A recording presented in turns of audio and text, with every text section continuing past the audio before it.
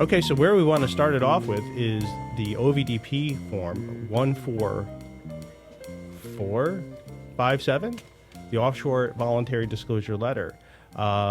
What's some specific issues with that one? Well, this is the first form that's really your application to join the Offshore Voluntary Disclosure Program. So it serves as basically your introduction to the IRS for your issue. So it's one of the more comprehensive forms that they have. So this is not a preclearance. No, this is after the preclearance is already sent in and accepted. And this is if you're doing a full OVDP. If you're doing a streamline, this is not a form you use. No, you would not want to use this Okay. if you're going through Streamline. So going to the actual form questions, one of the questions, question number 6, actually asks, have any of the foreign accounts that you're going to be disclosing been identified by the IRS as being ineligible for the program? This harkens back to a press release that the IRS had issued well over a year ago. I can't remember exactly when it was suggested that there would be a blacklist of banks that if you had any accounts with that bank, you wouldn't be allowed to participate in the OVDP. Since then, the IRS has shown that they're abandoning the idea of doing that blacklist in favor of having the heightened penalties for people who have accounts with certain banks. So as far as I know, there is no way that an individual account or accounts at a certain bank would be deemed ineligible for the program by themselves. So there's really no point to having this question. Even though the IRS has not come out and contradicted its previous press release saying that there will be banks that simply won't be eligible, there's sort of this implication as we see the list grow, I think, to 51 or 52 of the 55 as today of the blacklisted banks. All of those people in that bank with banks there can participate. So question 6 is somewhat superfluous, or maybe the IRS could clarify if they do mean later down the road some bank out there that they won't allow you to get into the program with. Correct. Okay. Moving on to question number 9. Question number 9 asks whether the taxpayer believes the IRS has obtained information concerning his or her tax liability.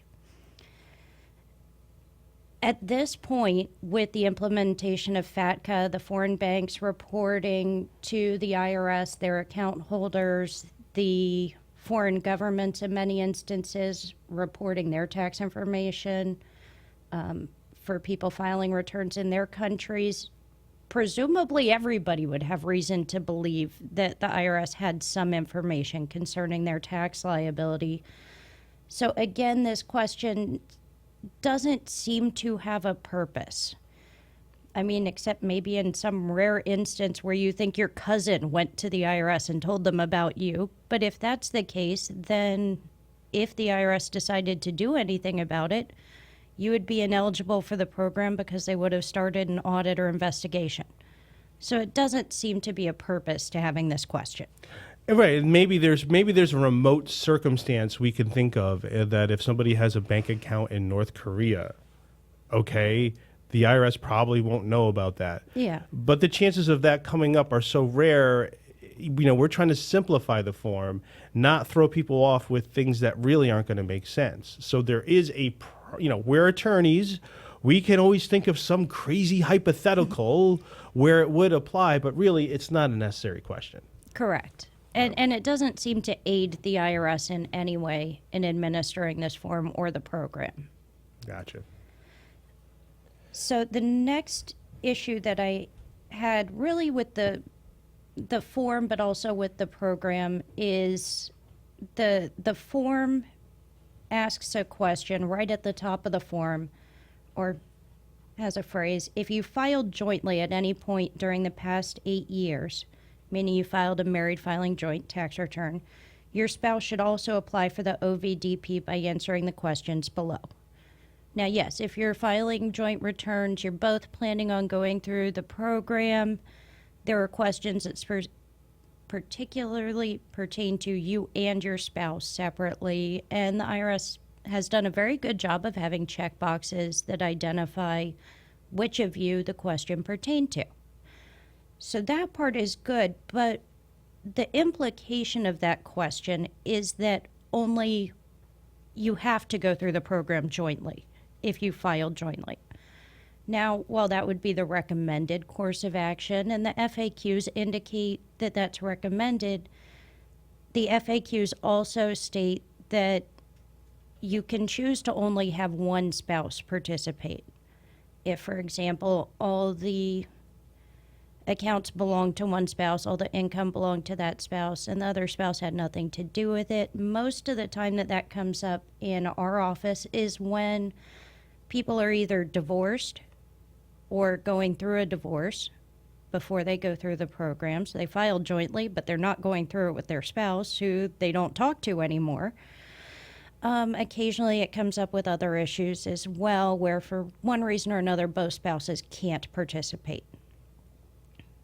So would just like that reference to really be removed or clarified to clearly indicate that you don't have to go through the program with your spouse. It's not a requirement.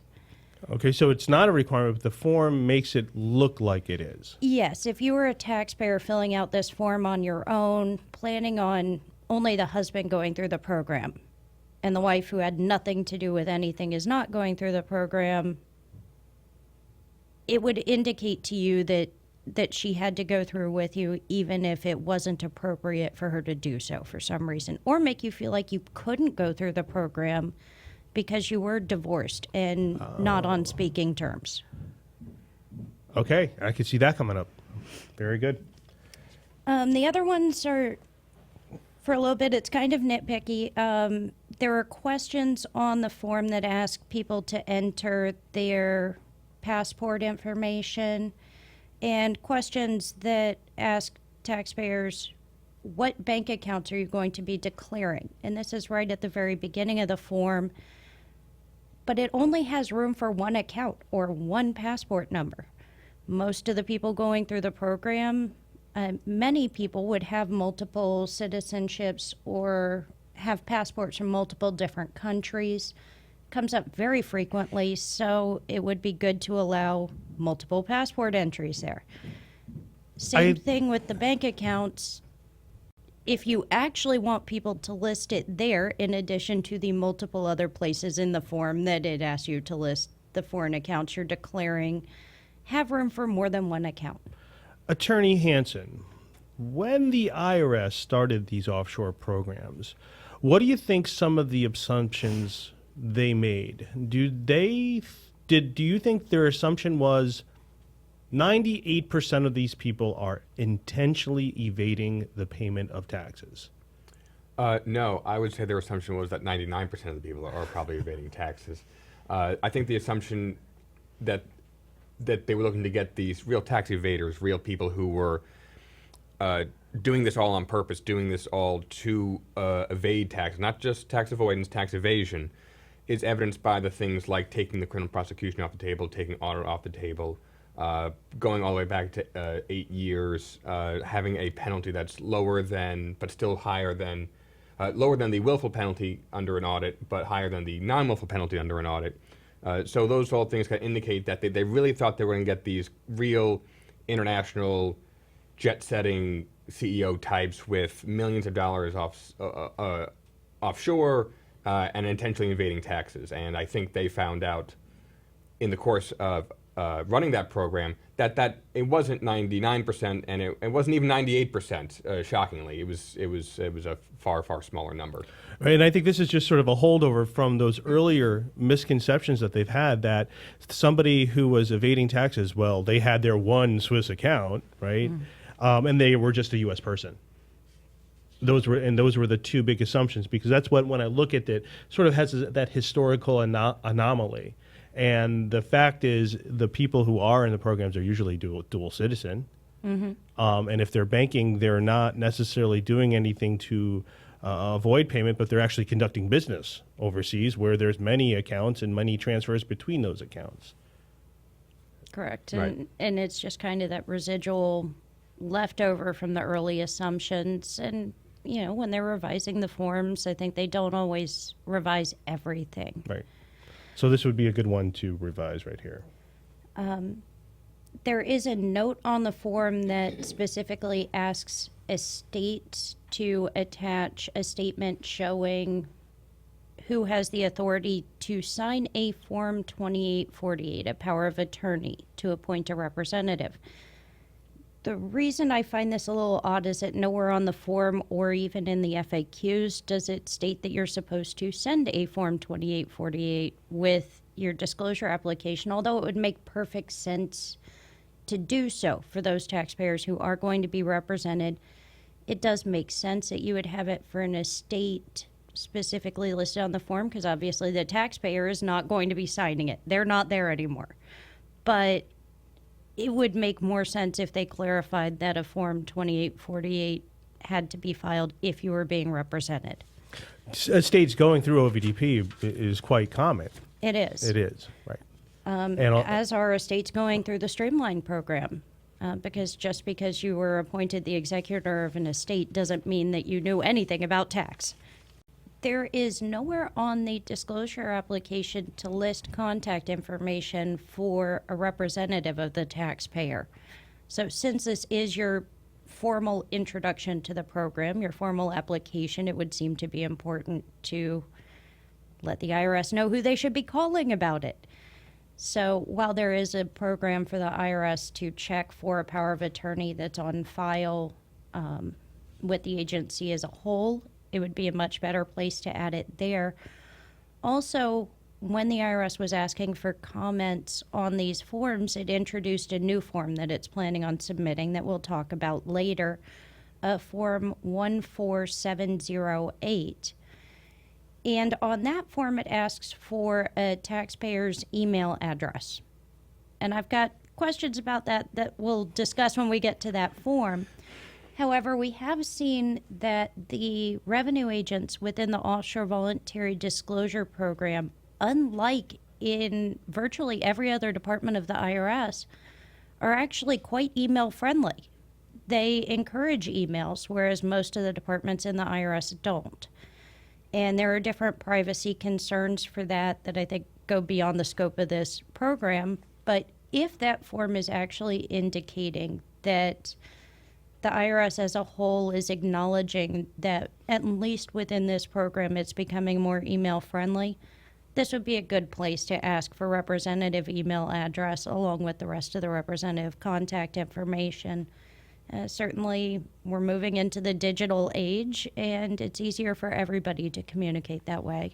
So they're not asking for the representative's information. They're not asking for the representative's email, but are they asking for the taxpayer's email address? Not on the disclosure application. Okay, but in another form we'll On talk another about. form they are.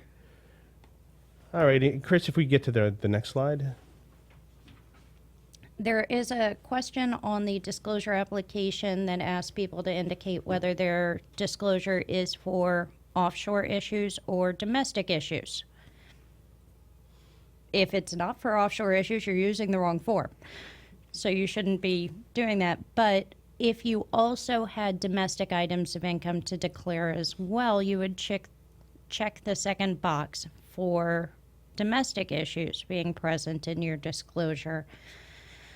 Now, what we have found is that when you do check that box properly to report domestic items of income, the IRS has updated its procedures and now sends you a separate disclosure application to do a domestic voluntary disclosure.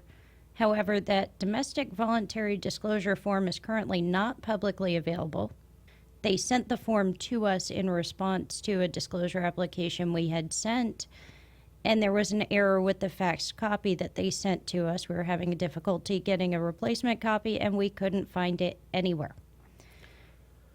Now, to get some historical background to this is typically, before the whole offshore disclosure came around, the only kind of disclosures that I did here as the firm before all you fine people joined me was a voluntary disclosure, and it was all domestic. And it was really a letter to a local criminal investigator that was simple to say, hey, by the way, are you investigating this client currently because we'd like to make a voluntary disclosure of previously unreported income? And the form was a letter. The form, and you just had to identify enough things to say, this is the taxpayer, this is the unreported income, these are the years involved. So what they've done is kind of made a form for the voluntary disclosure, for the domestic voluntary disclosure, that's not exactly out there. Correct. And the only way you would receive it is if the IRS sent it to you. Now, presumably, if you were doing only a domestic voluntary disclosure, you would still send in that letter just like you used to. And presumably, they would respond by sending you this form. Okay. We just don't quite have the form yet. Correct. Nobody Okay. has the form yet. All right. But that shouldn't stop anyone from going forward. No, We'll you just- should still continue. They'll send you the form, but we are asking that the IRS make that form publicly available and indicate directly on the offshore disclosure application that if you're checking the box that you have domestic issues, it would certainly speed up the process if they put a note saying, please fill out this form that you're going to have to send in anyway, because right now you send in the disclosure application, then they send you the form, ask you to fill it out, and then you have to send it in and it goes through a separate procedure, which Well- just delays the process. Well, this is a perfect example of the kind of delay that we're dealing with. Because we didn't check this box, because we couldn't be ahead of the curve, and we know full well we're going to have to do this. But because we can't get this out here, I mean, what kind of delay are we talking about here? I mean, 3 months on the last one that we had. Right. It was 3 months of delay just because the form wasn't available. So 3 months delay, but that's on this one particular issue. But when you add up, when we're looking at all these little improvements we're making, we're talking about, well, maybe this causes a month delay here, maybe this causes 2 months or 3 months. But that's how we get from something that should take, I think if our systems are operating, full, for streamlined, I'd like to see these things done in 6 months. I really would. But because of these little things that happen along the way, this is how your 6 months gets to 1.5 to 2 years. And so for some of our full OVDP ones, you're many, many years in order to get that. Plenty of them sitting around from 2009, and it wasn't us. It wasn't us, right? And 3 months is a lot of time for a taxpayer. I mean, they want this. I mean, we were talking before. They want 3 weeks, 4 weeks. And we have to change their expectations. But even then, an additional 3 months when you don't have to have that, that's 3 more months that they're sitting there worrying and wondering. And a lot of people do go through this whole program petrified every day until they get a closing agreement. They don't need to be, but they are. And so it's not great. It's not the greatest public relations of the IRS. If you're trying not to freak people out, if you're trying to do the other thing, and that's why I really hope the IRS is watching this and takes our suggestions seriously. We're not, and I think our criticism is fair as it could be. Absolutely. So what else do we have here? We have on this offshore voluntary disclosure letter. On line 4 of the letter, the IRS is asking a question that you probably see at every doctor's office, dentist's office, half the online catalogs that you see. It asks, how did you hear about this program? It's a good question. It helps tell the IRS, just like in marketing purposes, it tells the IRS which of its marketing efforts worked. And that's a great thing. But currently it's left blank for people to write in their explanation. As any good marketing person will tell you, you want to give checkboxes that correspond with the major outlets that you use to get the information out there so that you can quickly and easily identify which ones worked and which ones didn't. I mean, if nobody checks the box that they learned about it from this blast video that you sent out to professionals, then maybe you don't want to do that anymore. Focus your efforts somewhere else. Whereas if everybody says they heard about it on the nightly news, maybe the IRS makes public statements on the nightly news to help advertise the program. And I think we see and we're going to see some other examples on these forums where they're asking for information, and we know that their own internal processes, it's going to be very difficult for them to get that information together. And they really don't, their resources are strapped so thin. you're making people you're asking people for this stuff, but you're just going to go put it, sort of like the Ark of the Covenant somewhere in the back of a storage room, never to look at it, and there really could be some great information in there. Correct. This is excellent information for the IRS to have. It just needs to reorganize how it asks them to be able to better use the information it's collecting. Now we're going on to line 10 of the form, and really the same issue with line 11 of the form. This is where you indicate the highest aggregate account value and the total estimated unreported income for each year of your voluntary disclosure. And these are check boxes for where your accounts or where your unreported income falls within ranges from $0 to $100 million. I would like something in the end of that if anybody's giving those away. But right now, you could put a checkbox in every single one of the different thresholds that it has. So just using the PDF editor a little better to only allow one checkbox per year so that it automatically removes it from.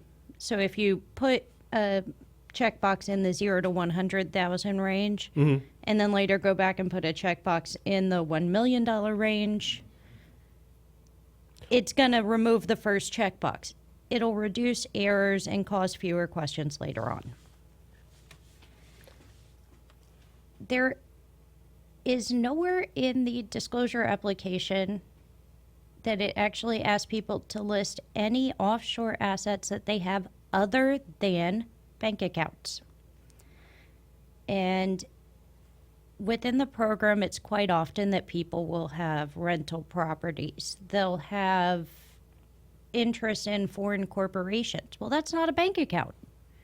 That's a foreign corporation, and it's subject to the penalty. All subject to the offshore penalty. So why are we making a disclosure that, and I mean, well, you also could have a situation where someone's unreported foreign bank accounts are nothing, yet they have a significant offshore penalty. Isn't that right? Correct. Mm-hmm. And so this form is somewhat misleading. It's not really giving the IRS the information they need in the proper sequence. And you would have a revenue agent looking at this to say, why did this person make a disclosure? Delaying the process because there goes a communication out to either, hopefully, the representative, not an email to the taxpayer who thinks it's spam or some sort of phishing attempt. Why did you make this disclosure? What is wrong with you? And then the explanation, well, because your form didn't let us tell us that we had some. And then one of the very busy people at the IRS has to read your explanation, and then they have to go through it, and it just causes more delays for no reason. So just maybe making the offshore voluntary disclosure letter attachments deal with assets, or at least having a place on the disclosure application to let people check a box saying they have other foreign assets. Now we get to... Now below those check boxes on different account balance ranges or different unearned or undeclared income ranges, it says, please list all of your accounts. Under the highest aggregate account asset value, please list all of your accounts. And then under estimated total unreported income, please list all of your accounts for which there is unreported income. Now again, that's only accounts, not assets. But number two, it is not unusual for us to have a client go through this program who has more than 100 different accounts.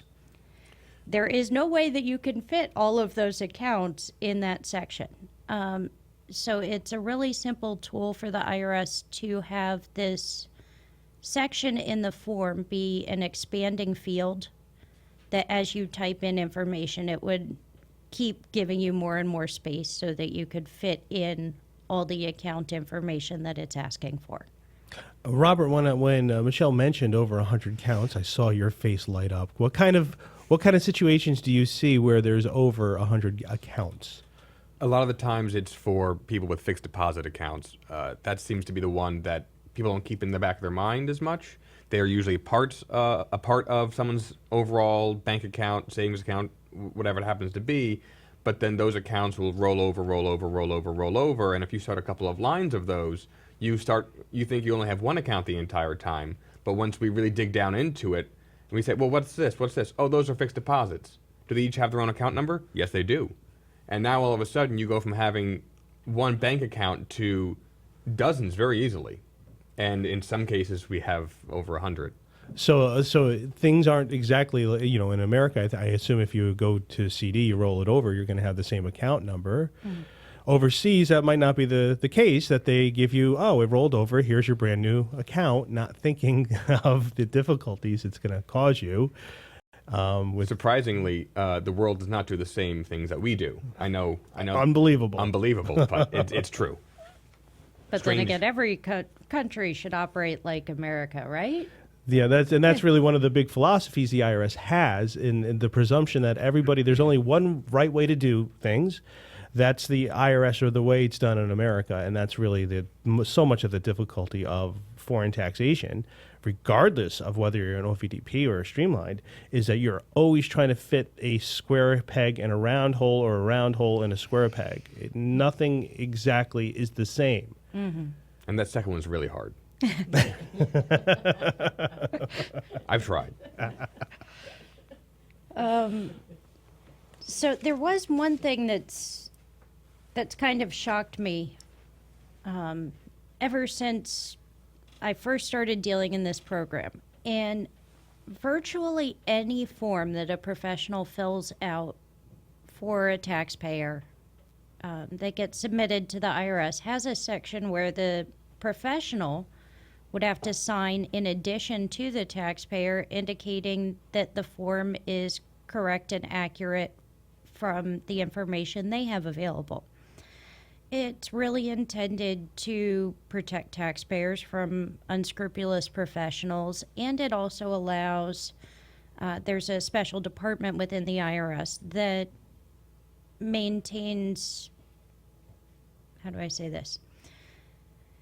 They ensure that professionals operating before the IRS are doing so in a professional and responsible manner. And so having the professionals sign off on it, right now, the IRS would not know whether Joe Schmo taxpayer prepared this form or whether I did. And so if there's nowhere for me to sign on it, and I should have known it was wrong but didn't change it, or if, let's say, I changed the form after my client signed it, there's no way for them to hold me accountable for that, or it would be very, very difficult for the IRS to hold me accountable. And also for when we're taking over cases a lot, and we're taking a look at what a previous counsel did, and we're wondering, and I mean, a lot of times they are having clients do work that they shouldn't do. Yeah. And so we're wondering, client, did you write this letter, or did your person you hired write this letter? And the client, I don't know. And we're really stuck in a position when we're trying to develop our facts about what this case is all about. It'd be really helpful, and it'd also be helpful to say, well, who did it? Who's a person we could actually call? Mm-hmm. If it's at a large firm, who is the specific person that we can call to say, hey, we have a few questions about what you did? And so that is something that's sort of glaring. I mean, an offer and compromise requires... Well, the professional has to sign off on the offer and compromise to make sure that they're not submitting frivolous offers. They're not abusing the IRS programs. Well, there's nothing for the IRS to do if a professional is abusing its streamlined programs and submitting cases that it really shouldn't be through the streamlined program, okay, or through the offshore voluntary disclosure program. Yeah, well, I could see that being a problem in the future. So the IRS needs to add this to better protect its taxpayers. Very good. Now, this other one is just a last issue that exists on many of the OVDP forms, where currently there's a section at the bottom of the form, as there is on most federal forms that you would have to fill out, called the Privacy Act and Paperwork Reduction Act Notice. That gives legal information about the forms and why they're asking for the information that they are. Unfortunately, somebody copied and pasted these sections on this section onto virtually all of the OVDP forms, and they copied and pasted the section that was written for the foreign account or asset statement that we'll cover later. So most of the OVDP forms right now state that they're requesting this information on the foreign account or asset statement. So if they could just go back and revise that to be specific to the form that the notice is written on. I think a lot of what we're saying may sound absolutely insane to a lot of people about how picky we're being. But I think it's all our experience when we're dealing with people who are unfamiliar with the U.S. tax system and they've become clients, how absolutely freaked out they are about everything, because here's something significant that they missed, and now they start examining everything the IRS is saying. So for us to say, oh, don't worry about it, they just made a typo, is somewhat of a hard sell. Yeah. Yeah. I mean, these are people oftentimes who are going through this program because they're convinced they're going to be arrested any day now. That's what motivated them to move and act, even sometimes when there's no chance that the IRS would arrest them. But a lot of those people are literally studying these forms. And although I can tell them, listen, I do this every day, you really don't have to worry about it, they're going to worry. And it's going to nag at them. And every time I have to say, listen, the IRS wrote its form wrong, it makes my job harder and it makes them more stressed out. Well, I think it's a lot of the debates I see online, too. A lot of people are wondering, you know, they want to do the right thing and come clean, but then they're looking at this program to say, all it's going to do is stir trouble up. Yeah. And how can I trust the IRS to treat me fairly when its form Says one thing, but they want you to do another. Right. And so I think it would just help a lot more people use the programs if we can get some clarity here and remove a lot of the ambiguity. Correct. All right. So we've made it through our first offshore letter. This is a big part. Okay. And I think for our next part, we're going to have, it's not as lengthy. We're going to have June Dudley and Arlene Martin come in and talk about that. And that is the attachment to the offshore disclosure letter. That is the attachment that goes to that. So that's going to come up next.